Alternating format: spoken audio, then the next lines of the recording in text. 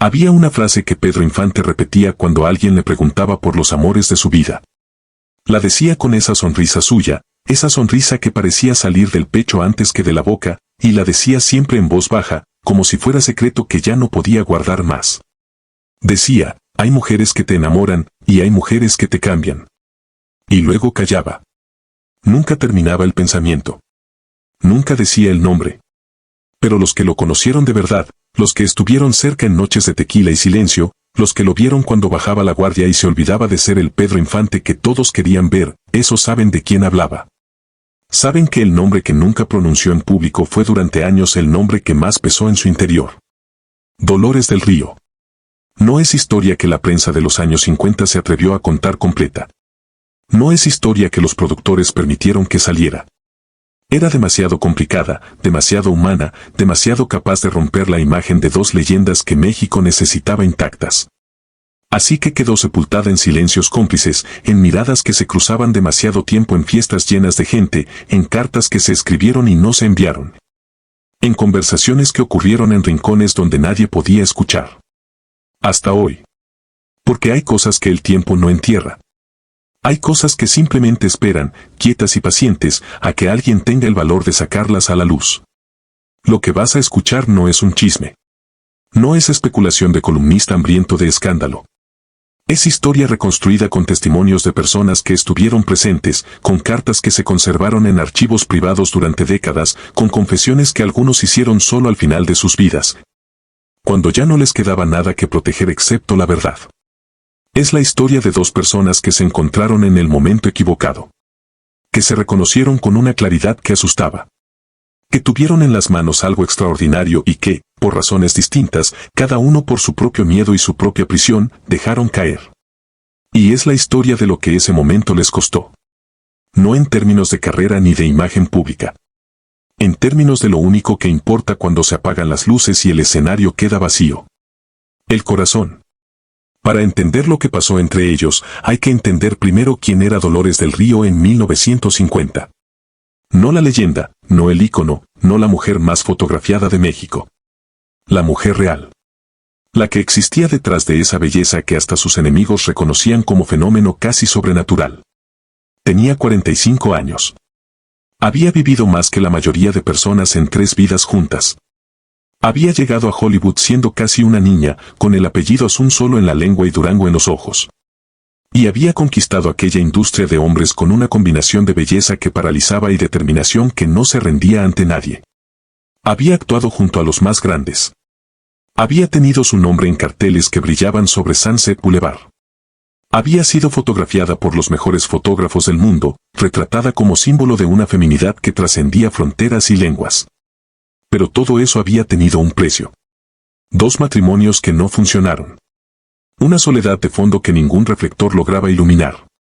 La sensación constante, sorda y persistente, de que la mujer que el mundo admiraba era una construcción cuidadosamente mantenida, y que la mujer real, la que tenía miedos y deseos y momentos de duda profunda, vivía encerrada detrás del espejo. Dolores había regresado a México en 1943, cuando su carrera en Hollywood comenzó a enfriarse.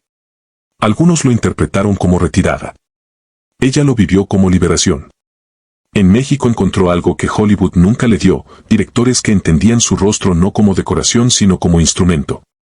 Emilio Fernández la dirigió en María Candelaria y algo en ella despertó. La crítica internacional la redescubrió. Los premios llegaron.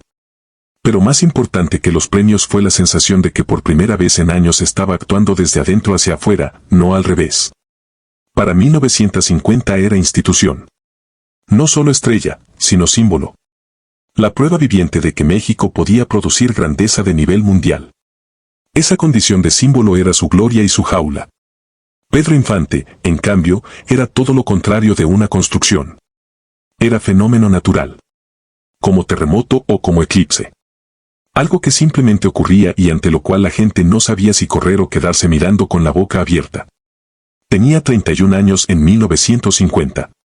Llevaba apenas una década en la industria pero había comprimido en esos 10 años una carrera que otros no alcanzaban en toda una vida.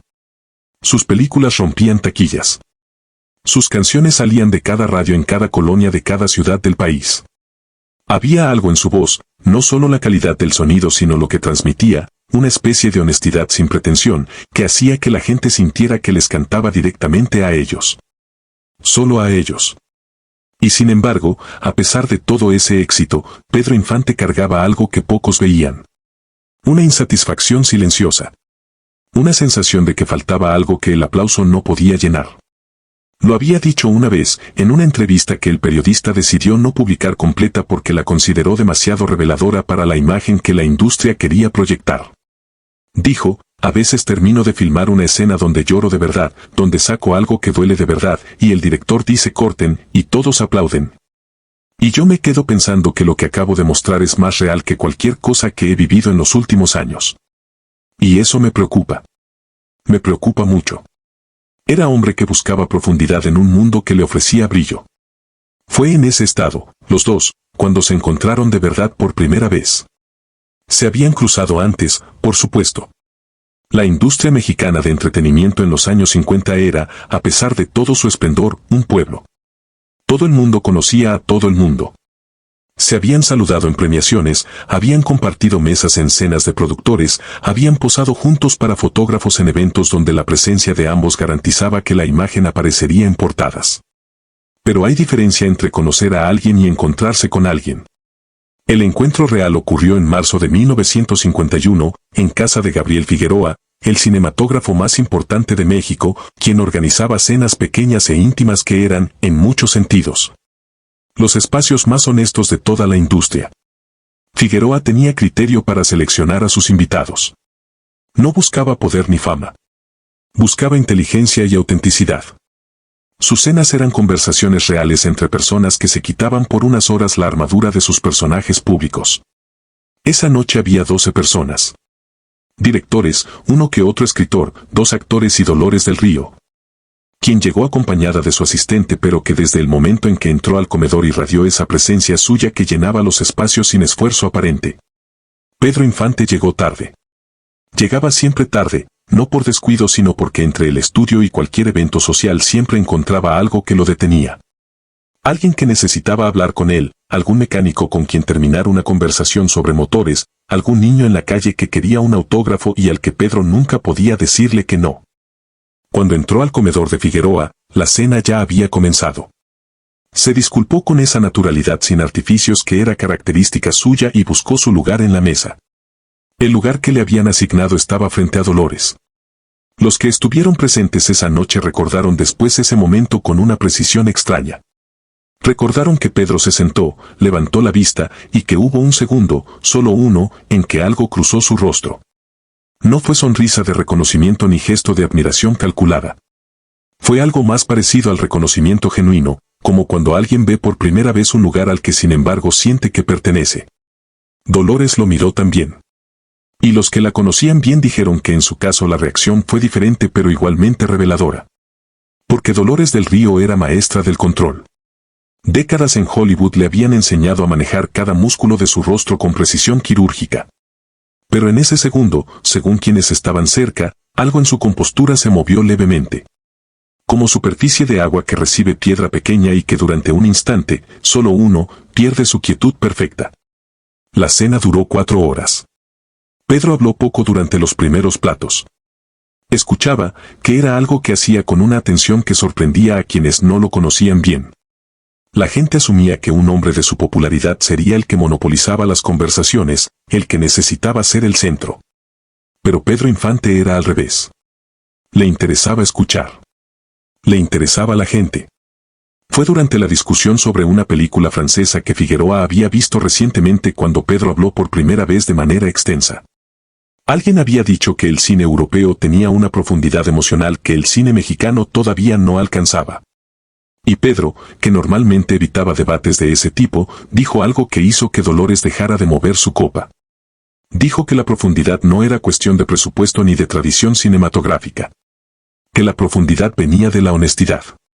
Que las películas que más le habían movido por dentro, las que recordaba años después, eran aquellas donde sentía que el actor no estaba actuando sino simplemente siendo.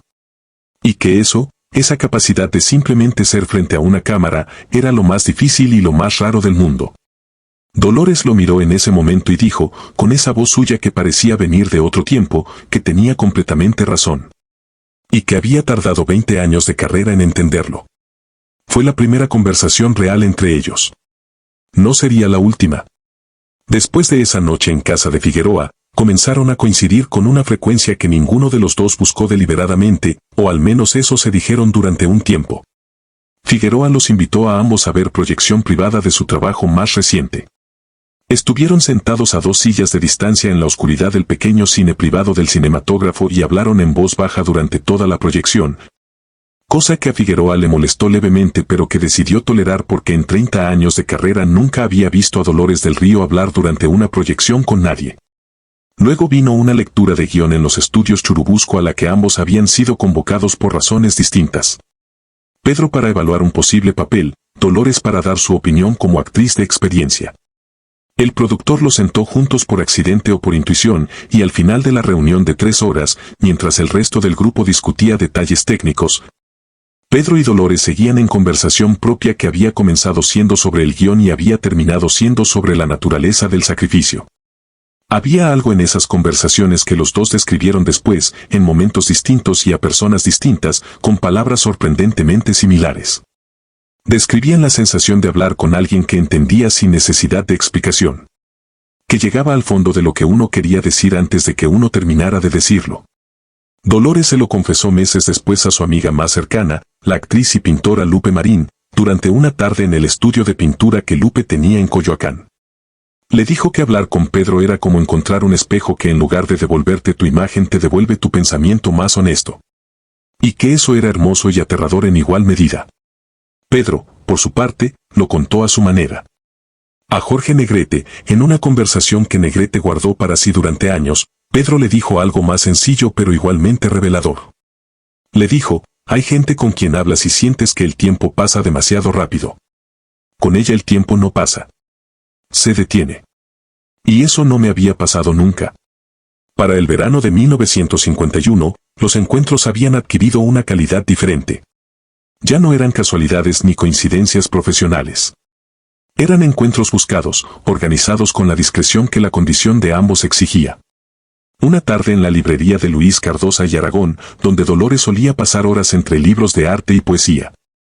Un domingo en el taller de mecánica donde Pedro pasaba sus horas libres entre motores y herramientas, y al que Dolores llegó un día sin avisar, vestida simplemente, sin asistente, sin la armadura de su imagen pública. Pedro estaba debajo de un automóvil cuando ella llegó. El mecánico que la recibió no supo qué hacer. Fue y le avisó a Pedro que había una señora preguntando por él. Pedro salió de debajo del auto con las manos cubiertas de grasa y la cara manchada de aceite y la miró y se rió. Y Dolores, que había recibido a reyes y presidentes con compostura perfecta, se rió también. Y en ese momento, según lo que la propia Dolores le contaría mucho después a Lupe Marín, fue cuando supo que estaba en un territorio peligroso. Porque la risa que salió de ella ese día no fue la risa calculada de la estrella. Fue otra cosa. Fue la risa de la mujer. Y la mujer llevaba mucho tiempo callada. El problema no era que no hubiera sentimiento. El problema era precisamente que sí lo había, y que ambos lo sabían, y que ninguno de los dos podía ignorarlo ya aunque quisiera. Pedro Infante era hombre casado. Llevaba años en una relación compleja, llena de fracturas y reparaciones, con la madre de sus hijos. No era matrimonio de fachada ni convenio de industria. Era historia real con amor real y con dolor real. Pedro no era hombre de frivolidades sentimentales. Cuando quería a alguien lo quería con la misma intensidad sin cálculo con que hacía todo en su vida. Dolores del Río era mujer que había aprendido, a fuerza de heridas, que el amor y la imagen pública no podían coexistir sin que uno destruyera al otro. Había visto cómo sus matrimonios anteriores habían sido devorados por la maquinaria del escrutinio público. Había visto cómo cada relación se convertía en titular, en especulación, en material para columnas de chismes que deformaban la realidad hasta volverla irreconocible. Y había algo más. Algo que Dolores nunca dijo en voz alta pero que Lupe Marín, que la conocía mejor que nadie, entendía claramente. Dolores del Río tenía miedo de perder el control de su propia narrativa. Toda su vida había sido, en algún nivel fundamental, el proyecto de construir y mantener una imagen. No por vanidad, sino por supervivencia. En el mundo en que ella había operado, Primero el México porfiriano de su infancia aristocrática, luego el Hollywood de los años 20 y 30, luego la industria mexicana renovada de los 40 y 50. La imagen lo era todo. La imagen era el escudo. La imagen era el pasaporte. La imagen era la única forma de poder que una mujer podía ejercer de manera sostenida. Y enamorarse de Pedro Infante, el hombre más popular de México, el que vivía su vida con una transparencia casi irresponsable, el que jamás había aprendido ni querido aprender a controlar lo que sentía. Significaba renunciar a ese control. Significaba exponerse. Y exponerse era lo único que Dolores del Río genuinamente no sabía hacer. Todo esto lo entendió en una tarde de septiembre de 1951, cuando por primera vez y también por única vez en todos esos meses de encuentros, Pedro le tomó la mano. No fue gesto dramático ni calculado. Estaban sentados en el jardín trasero de la casa de Figueroa, solos mientras el resto de los invitados estaban adentro, y Pedro simplemente extendió su mano y tomó la de ella sobre la mesa de piedra. Y la dejó ahí. Sin decir nada. Sin mirarla. Los dos mirando el jardín. Dolores no retiró la mano. Estuvieron así un tiempo que ninguno de los dos supo cuantificar después. 5 minutos. Quizás 20. El tiempo funcionaba diferente en esos momentos. Fue ella quien habló primero. Y lo que dijo fue algo que Pedro no esperaba, porque él era hombre que esperaba que los sentimientos condujeran naturalmente hacia adelante. Que si dos personas sentían algo verdadero, la única dirección posible era hacia ese algo. Dolores dijo: Pedro, esto no puede continuar. Y Pedro, que no era hombre de palabras elaboradas pero sí de preguntas directas, dijo simplemente: ¿por qué? Y Dolores le explicó. Con la articulación precisa de alguien que ha ordenado sus pensamientos durante mucho tiempo, le explicó todo lo que había pensado en esas semanas. La imposibilidad práctica. La diferencia de mundos. El daño que podría causar a ambos. La inevitabilidad del escrutinio. La imposibilidad de que alguien como Pedro, que vivía abierto al mundo, pudiera existir en la discreción que ella necesitaba. Pedro la escuchó en silencio hasta el final. Luego dijo algo que Dolores guardó en su memoria durante décadas. Algo que escribió años después, de madrugada, en las páginas de un cuaderno que nadie leyó hasta mucho tiempo después de su muerte. Pedro dijo: entiendo todo lo que me estás diciendo. Pero quiero que sepas una cosa. Lo que siento cuando estoy contigo no tiene nada que ver con tu imagen ni con la mía. Tiene que ver con la persona que eres cuando no está mirando nadie. Y esa persona me parece la cosa más extraordinaria que he conocido. Luego retiró su mano suavemente. Y no insistió más. Lo que siguió fue algo para lo que no existe nombre preciso en ningún idioma. No fue ruptura porque nunca hubo declaración formal de nada. No fue distancia porque siguieron viéndose, seguían en la misma industria, seguían cruzándose en los mismos espacios. No fue olvido porque ambos lo sabían imposible. Fue, quizás, la forma más dolorosa que existe de estar cerca de alguien. La cercanía sin permiso de ser lo que se quiere ser. Pedro Infante se sumergió en trabajo con una intensidad que sus colaboradores atribuyeron a madurez artística creciente. En los meses siguientes filmó 3 películas. Grabó 2 álbumes.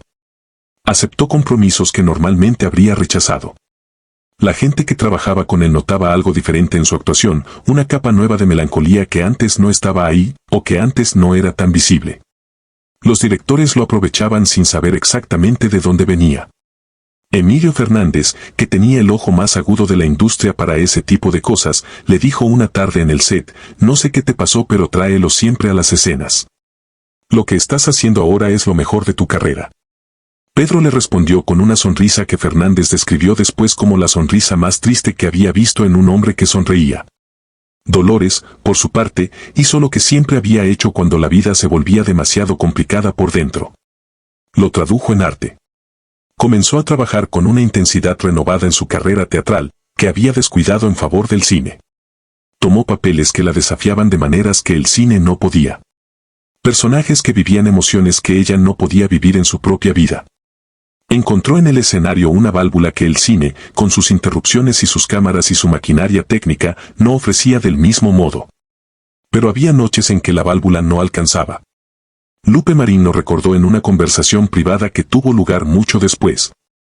Cuando ambas ya eran viejas y el tiempo había depositado suficiente distancia sobre las cosas para poder hablar de ellas sin que dolieran al mismo nivel. Lupe dijo que había noches en que Dolores la llamaba tarde y hablaba de cualquier cosa, de libros, de pintura, de política, de cualquier cosa excepto de lo que realmente quería hablar. Y que ella la escuchaba porque entendía que a veces la gente no necesita que le den respuestas sino que le den presencia. Hubo un evento en particular, una cena de gala en el Palacio de Bellas Artes en enero de 1952. Donde ambos estuvieron presentes y donde la geometría del salón los colocó en extremos opuestos de la misma mesa larga. Durante 3 horas comieron a metros de distancia, conversando con los que tenían al lado, respondiendo preguntas, riendo en los momentos correctos, siendo exactamente lo que se esperaba que fueran. Y los dos sabían que el otro estaba ahí. Con esa conciencia específica que solo se tiene de ciertas personas, esa especie de radar que funciona independientemente de si uno mira o no mira. Al final de la cena, en el momento de la despedida general, se cruzaron inevitablemente en el vestíbulo. El intercambio duró menos de 1 minuto. Saludos formales, palabras correctas, la representación perfecta de dos colegas que se respetan. Pero el fotógrafo que estaba documentando el evento capturó un instante. Solo uno. El momento exacto en que sus miradas se encontraron antes de que ambos activaran el protocolo de la distancia profesional. La fotografía nunca se publicó. El fotógrafo, un hombre llamado Rodrigo Moya que décadas después se volvería historiador de la época, dijo que cuando la reveló en su cuarto oscuro y vio lo que había capturado, supo que no era imagen para periódico. Que era imagen demasiado privada para volverse pública. Que había algo en la mirada de los dos que no le pertenecía a nadie más que a ellos. La guardó en sobre cerrado. La sobre se encontró entre sus archivos en 2019. 70 años después. El tiempo pasó como siempre pasa, con esa indiferencia brutal que tiene hacia los dramas humanos por intensos que sean. Los años 50 avanzaron. Las carreras de ambos continuaron su trayectoria ascendente. El mundo siguió girando. Pero hay momentos que no avanzan con el tiempo. Que se quedan fijos en algún lugar interno, inamovibles, resistiendo todos los intentos del presente por volverlos pasado. En 1953, Pedro Infante filmó una escena que muchos críticos consideran la mejor actuación de su carrera. Era una escena de desamor, una de esas secuencias donde el personaje comprende que lo que quiso no puede ser y que debe aprender a vivir con esa comprensión. El director le dio pocas indicaciones. Le dijo simplemente, busca algo tuyo. Algo real. La toma duró 4 minutos sin corte. 4 minutos donde Pedro Infante no actuó en ningún sentido convencional del término. Simplemente estuvo. Y lo que estuvo en su rostro durante esos 4 minutos era algo que la gente que lo vio en sala de montaje describió de maneras distintas pero que convergían en lo mismo. Decían que era demasiado real. Que daba la sensación extraña de estar mirando algo que no debería verse. El director dejó la toma completa en la película. Fue un momento que se discutió en círculos artísticos durante años. Nadie supo nunca de dónde lo había sacado Pedro. Él nunca lo explicó. Dolores vio esa película en proyección privada. Sola, en el pequeño cine que tenía en su casa de San Ángel, donde solía ver películas cuando quería pensar sin interrupciones. Cuando llegó esa escena, según lo que escribió después en su cuaderno privado, tuvo que detener la proyección. Se levantó. Caminó hasta la ventana. Estuvo parada ahí un tiempo. Luego regresó, rebobinó la escena y la vio 2 veces más. Escribió en su cuaderno esa noche una sola línea sobre esa escena. Escribió, sé de dónde viene eso. Y me duele saberlo. Hubo un segundo encuentro relevante entre ellos, en el contexto de una ceremonia de premiación en 1954. Esta vez no fue en extremos opuestos de una mesa sino en la misma situación de proximidad inevitable que crean los pasillos traseros de los teatros. Se encontraron en corredor angosto mientras ambos esperaban su turno para presentar premios en categorías distintas. Estuvieron solos aproximadamente 8 minutos. Nadie sabe exactamente qué se dijeron en esos 8 minutos. Lo que se sabe es lo que Dolores escribió sobre ese momento, también en su cuaderno, con letra más apretada que de costumbre como si necesitara comprimir las palabras para contener lo que sentía. Escribió que Pedro le preguntó cómo estaba. No como pregunta de cortesía sino como pregunta real, con esa mirada suya que hacía imposible responder con la mentira cómoda. Y que ella le respondió con la verdad, que estaba bien en todos los sentidos que el mundo podía medir y que sin embargo había algo que no encontraba cómo nombrar. Una especie de ausencia que no tenía forma. Y que Pedro asintió. Y que en ese sentimiento había reconocimiento completo. Como si él supiera exactamente de qué ausencia hablaba porque la misma ausencia vivía también en él. Y que luego llegó el asistente de producción a avisarles que era momento de salir al escenario. Y que caminaron los dos juntos por ese corredor angosto hacia las luces brillantes. Y que cuando llegaron a donde empezaba el escenario, se separaron en direcciones opuestas sin decir más. Y que cada uno fue a presentar su premio con la profesionalidad impecable que los años de oficio garantizaban. Y que nadie en la audiencia supo nada. Abril de 1957. Pedro Infante murió un martes. El avión cayó cerca de Mérida y México entero se detuvo. No es metáfora. Se detuvo de verdad. Las tiendas cerraron.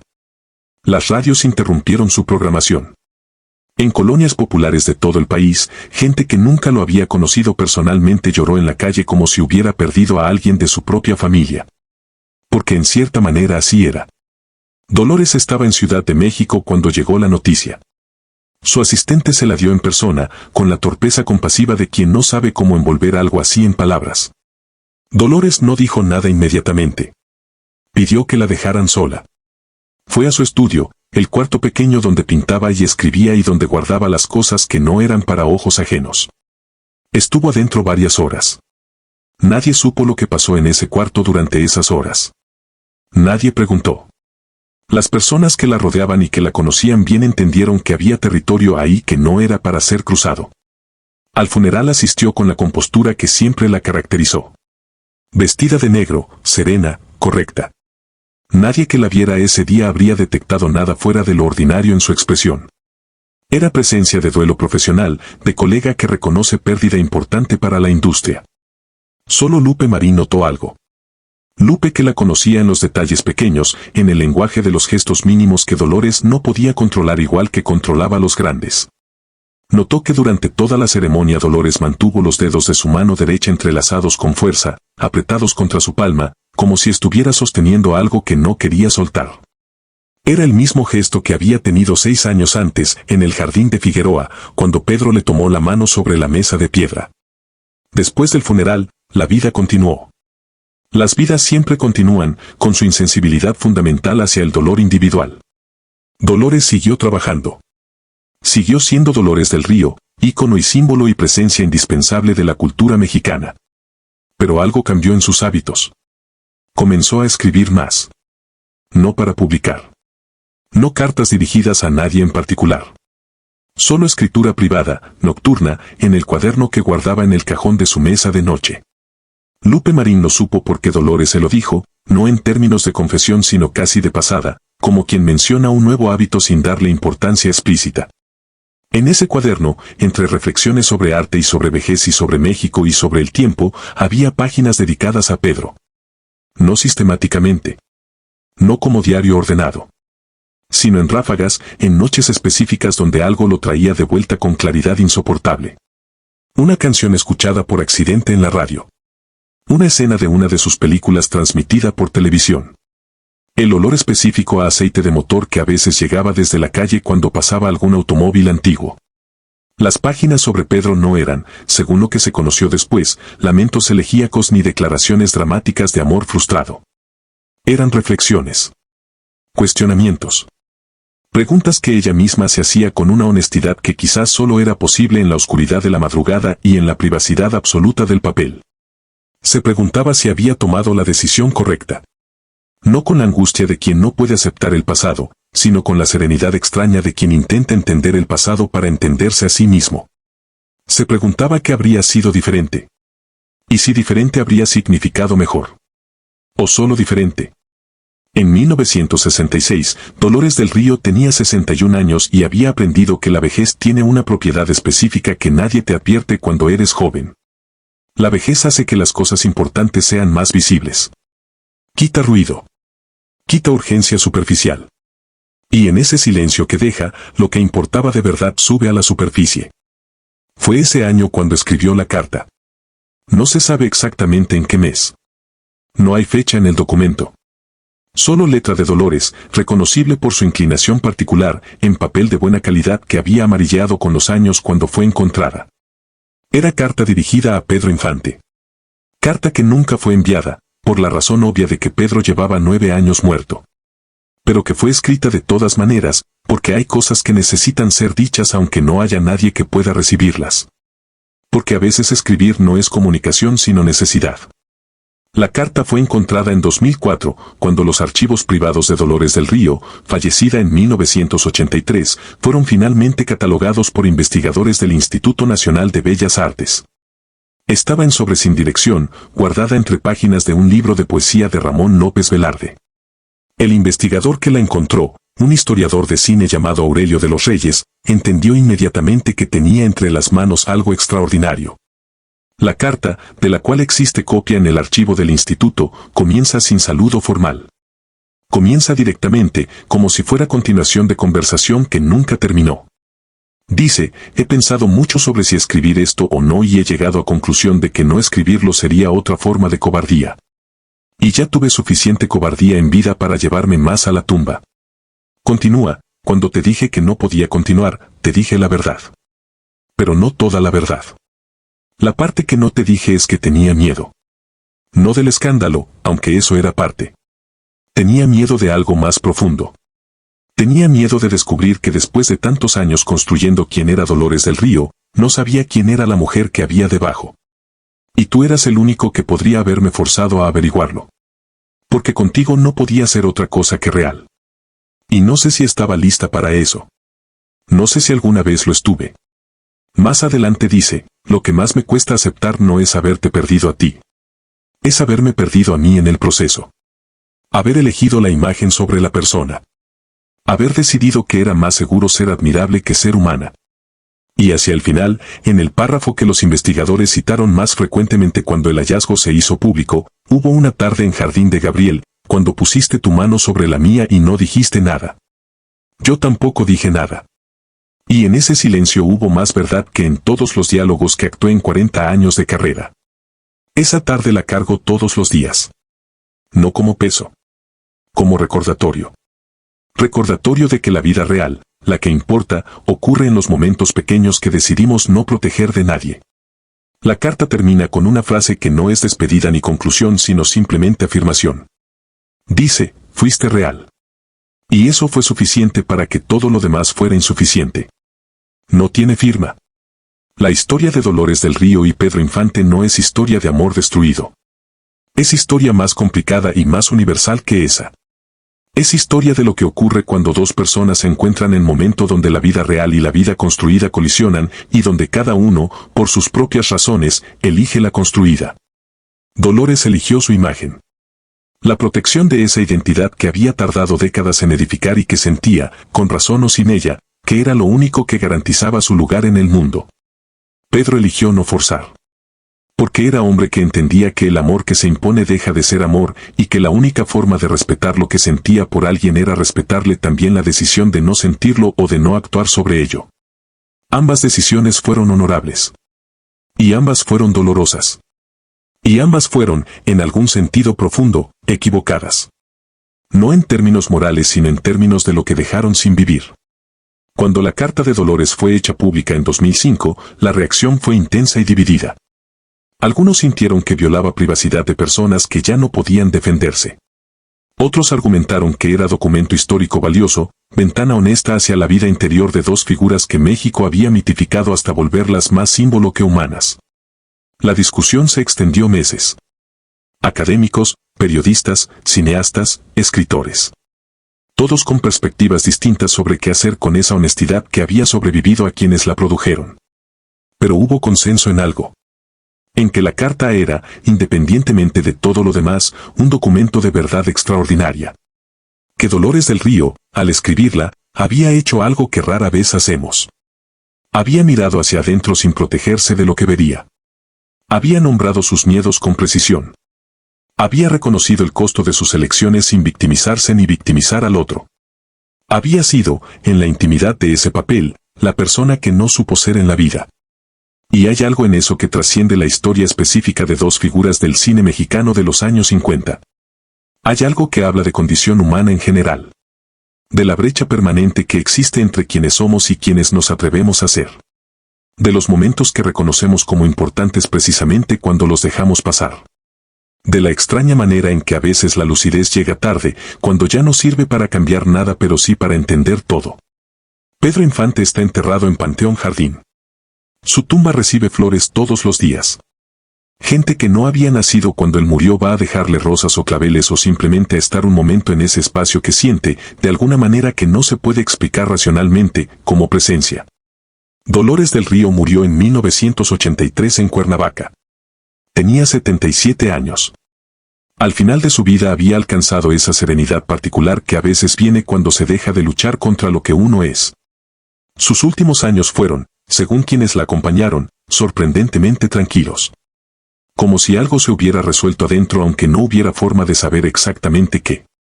Lupe Marín, que la visitó semanas antes de su muerte, dijo que en esa última conversación Dolores fue más transparente que en ningún otro momento de los 60 años que se conocían. Que habló de Pedro sin rodeos, sin el cuidado habitual de medir cada palabra. Que dijo simplemente que lo recordaba con cariño. Que lo había querido de una manera que no encontraba cómo categorizar. Y que había hecho la paz con eso. Lupe le preguntó si se arrepentía.